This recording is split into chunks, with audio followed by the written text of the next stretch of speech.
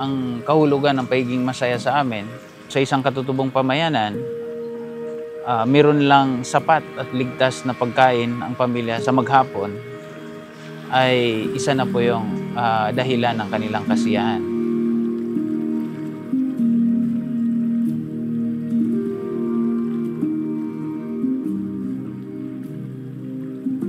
Payapang naninirahan, sagana sa likas na yaman, may sustainabling pamumuhay, masaya na po kami doon.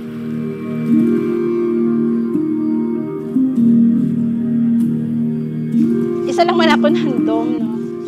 Mang stable ang tanan. May source of income kami. Kumbaga masustain bala na, no, ang pagkaon sa sulod balay, masustain na ang galamiton sa eskwelahan, masustain ang education nila. Bilang katutubong pamayanan, ang isang malaking kontribusyon kung bakit nandito tayo ngayon ay dahil ito sa kalikasan. So ito yung malaking hamon sa aming komunidad.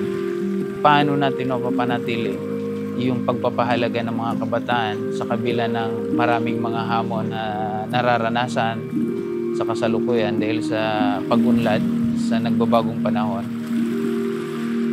Siyempre, kami nga ginikanan, ang iban sa amin kulang man niya sa edukasyon. So, amo na yung gusto namin, mag-graduate amon kabataan.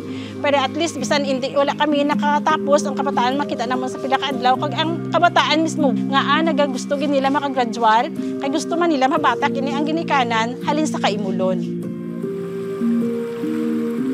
Sa pamamagitan ng pagpapaigting ng pagpapataas ng kamalayan gamit ang edukasyon, iniisip namin na matutulungan namin na mabago ang kaisipan ng mga kabataan sa mga sumusunod na henerasyon.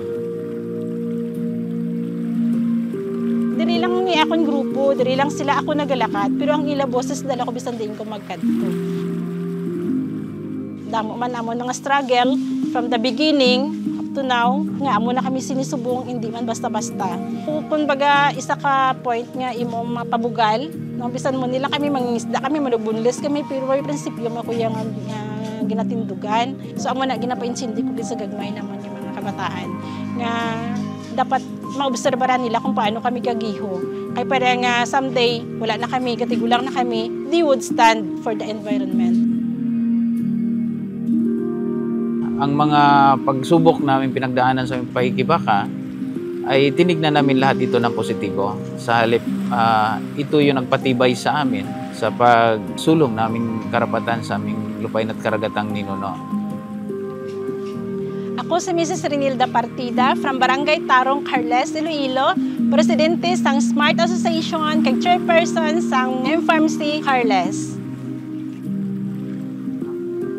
Ako po si Fredel Mued, isang katutubong tagbanwa na mula sa bayan ng Busuanga, lalawigan ng Palawan.